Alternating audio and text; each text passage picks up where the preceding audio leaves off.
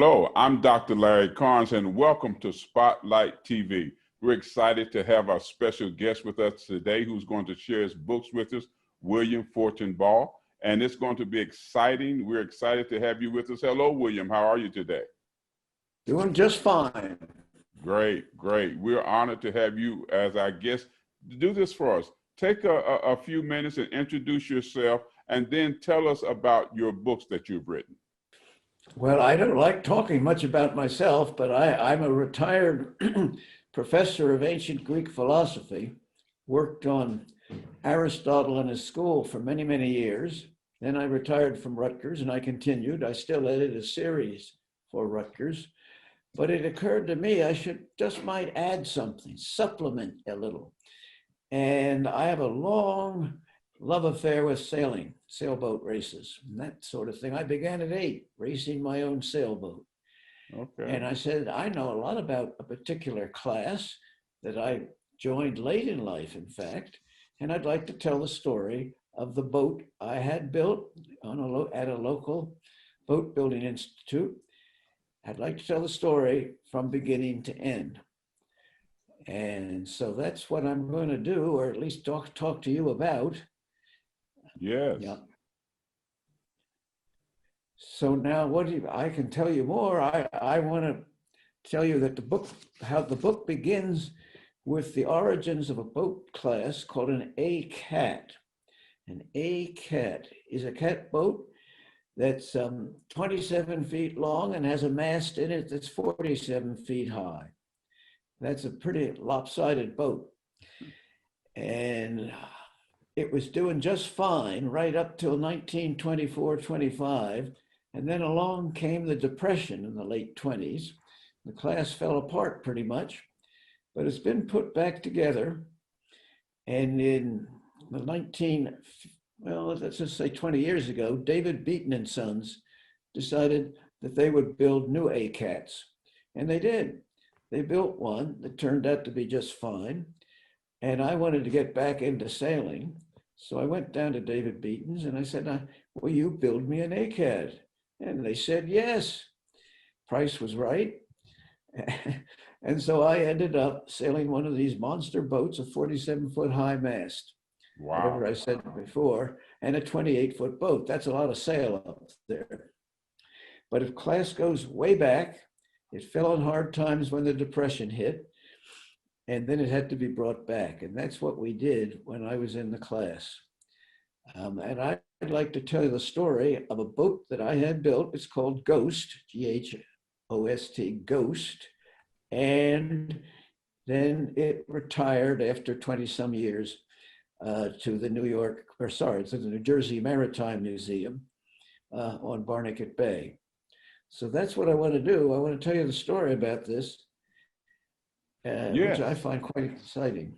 It sounds exciting. Please, let us in on that. Share that. Now, it's amazing here. I'm hearing you talking about your love for sailboat racing, even from the 8 years old. Yeah.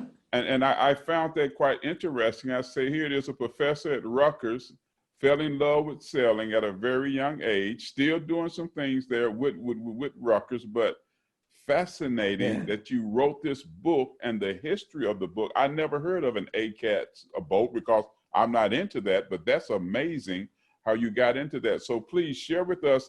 I heard you say you built a boat. So you actually built Ghost yourself? No. I'm not very handy with a saw. Okay. But I, at the age of 8, already had met the David Beaton and Sons boatyard, the owners and so on. David Beaton was from, what do I want to say, Wales and Scotland. He was a real sort of Englishman with a noticeable accent. And when I was a kid at 8, we'd go down there and we'd look at the boats and we would learn to paint our own boats and so on. Yeah.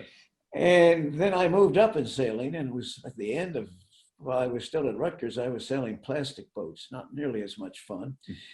But then I said, I'm retired. I want to do something different. It's called supplementing. I haven't quit writing on ancient Greek, but I wanted to, and so I went down and I had this boat commissioned to be built. And it's Okay. been a great success. It's been a wonderful success, and I want to tell you about it. Please do. All right.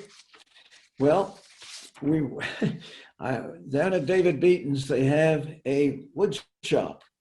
And in the wood shop is where they work in the winter, putting boats together. And I watched David Beaton and Sons bring the wood into the wood shop and start cutting it up. And it's an amazing process because they have to make patterns to start with. And they made patterns, they put them on the floor, and then they would cut the new wood to the shape of the patterns. And all of that took 2 years. Wow. But at the end of 2 years, I had a wonderful boat. And we got it to race, and I was quite a good sailor, so this wasn't anything strange that I was going to race this boat. I wanted to race, but of course I had to get a crew together, young kids who knew what they were doing, and I was very lucky, very, very lucky. I got one of the top sailors on the bay to be my main sheet man. Well, stop right there, and I better say this. It's a single sail boat. Now you stop and think, a 47-foot single sail boat up, having a single sail up in the air, that's a Wow. lot of sail for one man to pull in. But this guy was strong. And when it was ready to go, we weren't quite ready, or the boat was. When the season started, let me start there. When the sailing season started at the end of June, the boat wasn't quite ready. But we thought we should go out and race anyway. I wasn't young enough to be that foolish, but I was. And we went out, and the first time was a total disaster. We got, we were towed out to the race course, but we hadn't realized we should have had all kinds of things like foot braces. Sounds odd. I hadn't thought about foot braces. I never had them on a boat before. But we couldn't control the boat. The wind came up, blew like stink, and ultimately we sank. My. And had to be towed back to dock. Now that made the competitors very joyful because they knew we were good sailors. They knew we were going to give them a rough time, a ride for their, they knew we were good sailors. They were absolutely delighted that we had sunk. The word was around that we were through. Well, this man, my main sheet man, he knew where there was a big man, 240 pounds, just what we needed on the boat for when the wind is up. And he's a good sailor. And so the second day we went out, 1 week later, we went out for race 2 in the series. And they were laughing and joking, thinking they were going to beat us again. And we saw them all crowded up at one end of the starting line. And we said, we're going to start below them and we're going to go fast. And you know what? We did. We went so fast that they never saw us again. That's not true. That's not true. Of course, it is. But we got off the starting line in clear air. That's important, to get off the starting line in clear air while they were screwing around with each other. And we went fast, and we won that race by probably a mile. And we felt very, very good about ourselves. I can assure you that. And the whole first season went that way. We won all the rest of the races, partly because we had a very, very good boat that had been newly built by this Beaton's Boat Works boatyard. And so we owed a great deal of thanks to them. And that's why the book is entitled From Beaton's to Beach Haven. Beaton's is where the boat was made. In the meantime, a group of us, 7 people, sailed the boat, and the boat's going to end up in Beach Haven at the New Jersey Sailing Museum, or the New Jersey Maritime Museum, where it is. So I want to tell the story very briefly, if I can, about Ghost. And I want to tell you from beginning to end. In the beginning was at David Beaton's, and I'll come right back to that. It was at David Beaton's where it was built. And the end was at the New Jersey Maritime Museum where it retired. Now, David Beaton's and Son is an old establishment, and they have a number of people, but there were 3 people there, the young Beaton boy, uh, Russ Monheimer and Paul, three of them built this boat. And we were very, very fortunate to have a man named Archie Speck interested in sailing. He said, Bill, I want to photograph this process. And he did high resolution photographs of the entire building process. Now that's rather unique. My. And that's part of the book. And if anybody reads it, people have read it, it's not absurd to do this. You think reading about building a wooden sailboat would be as boring as it could be. It's not, because it's incredibly well illustrated. And so we get the boat built, mast is up, and we go out for this first race, which was a disaster, but we regrouped. And regrouping involved finding a big man, so when the wind's up, we can hold the boat. And that's what my main sheet man, Eddie Vinkowski, was doing. He got this 240-pounder from Seaside Park near Bay Head, where we are. And we went on for 5 consecutive years, winning the Bay Championship. My. Now, there's many details I could add to all of this, but let's keep it simple for now anyway. After that, I had to get back to some serious scholarly work. I hadn't given up. And I had a fellowship off to Europe. And so Eddie took over the boat. And he sailed it for a year, and he won damn near everything. So it wasn't Billy Fortenbaugh, nor was it Eddie. It was a very good boat. And we had a very good crew, all of whom worked together, which is very important, of course, in any of these things.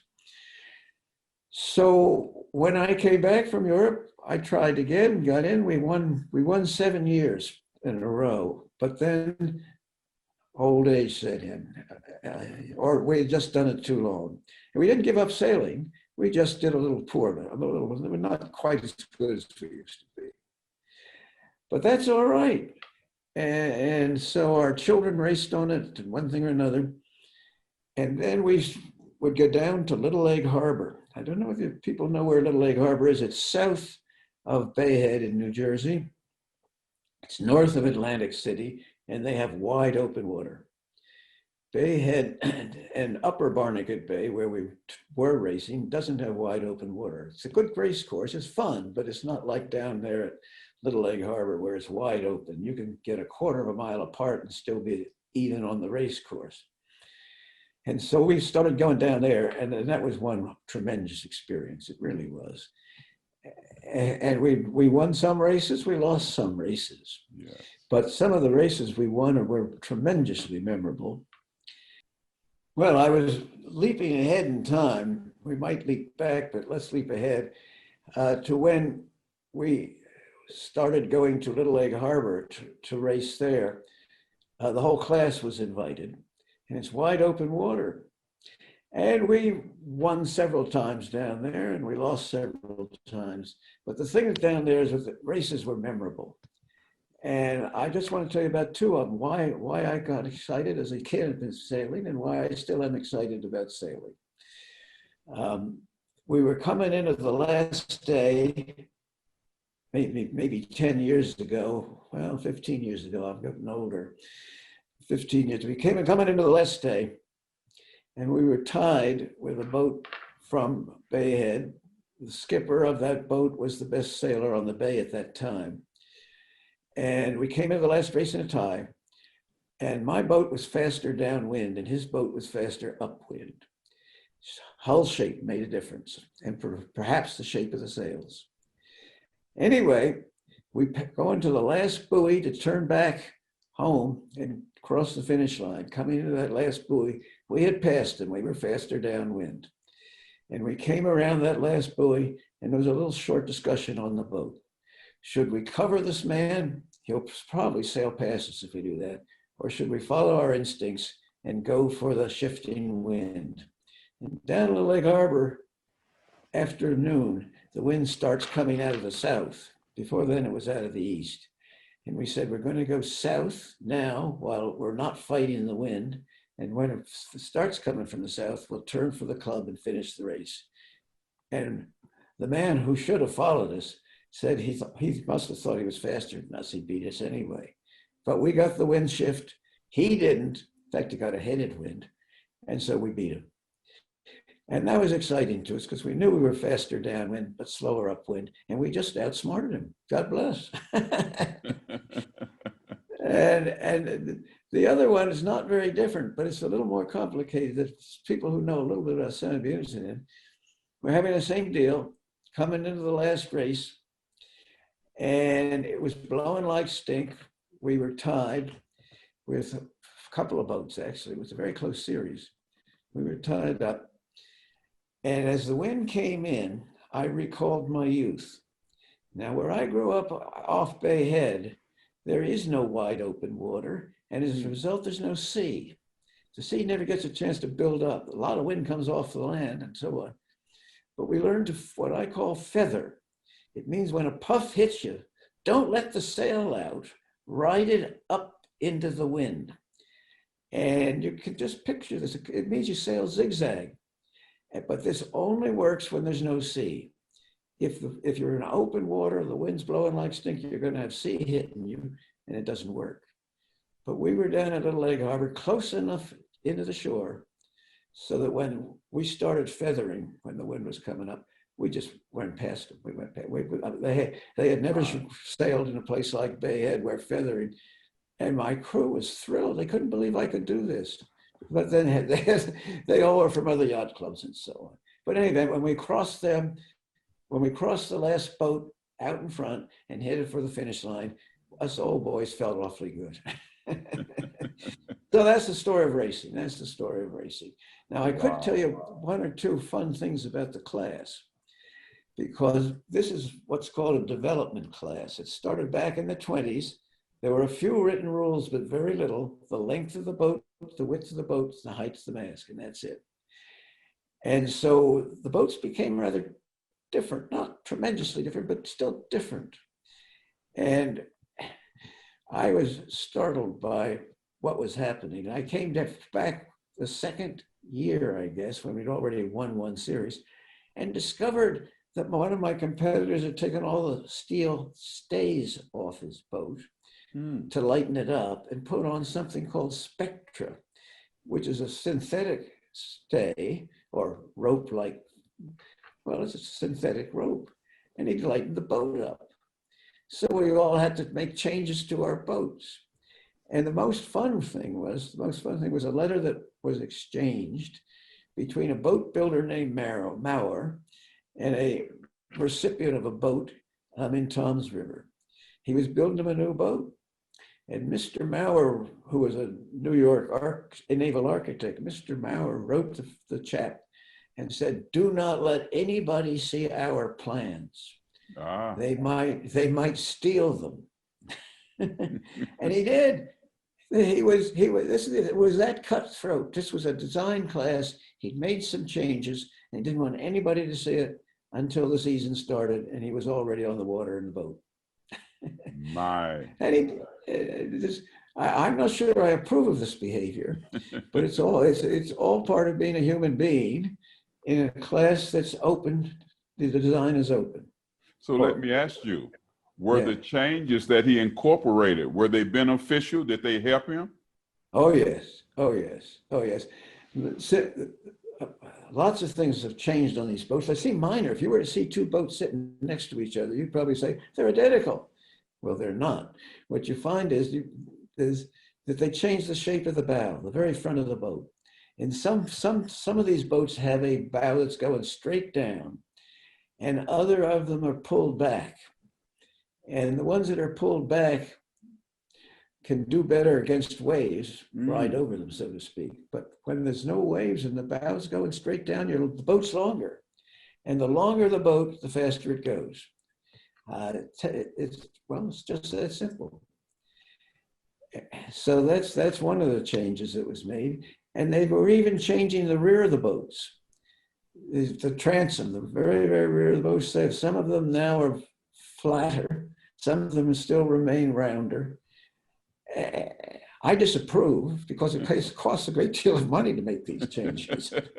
But that's human nature. That's human nature. It's just that simple. Yes. So the changes are So that, expensive to make. But if you're going to oh, compete well, you and come, be competitive, you need to yeah, make those changes. yeah, yeah. Wow. I I don't claim to be a poor gentleman, but I'm not in some of the classes. Some of those people, they just rebuild everything on the boat. But and I'll tell you another simple one. They introduced a weight class. They were making lighter and lighter boats. A lighter boat is faster. So Okay. they put in a fixed weight that you had to weigh at.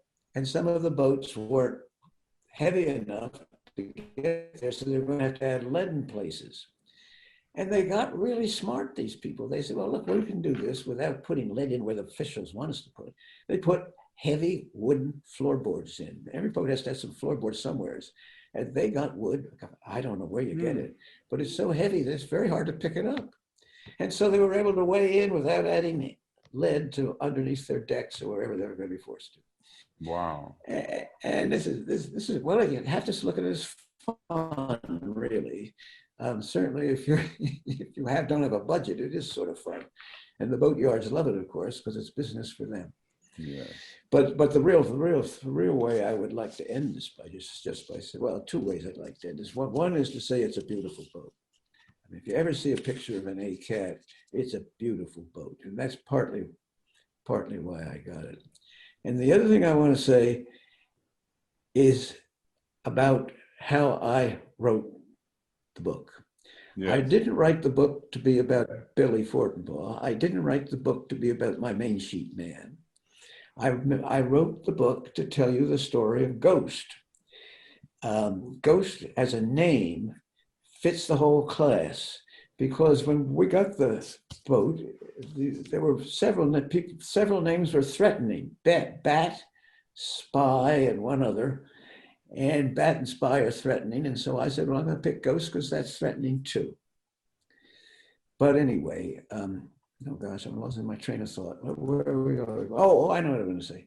I want to say, I wrote a book about a boat, Ghost.